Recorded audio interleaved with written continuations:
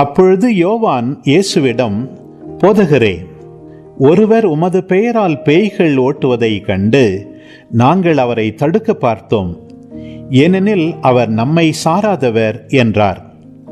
அதற்கு இயேசு கூறியது, தடுக்க வேண்டாம், ஏனெனில் என் பெயரால் வல்ல செயல் புரிபவர் அவ்வளவு எளிதாக என்னை குறித்து இகழ்ந்து பேச மாட்டார்.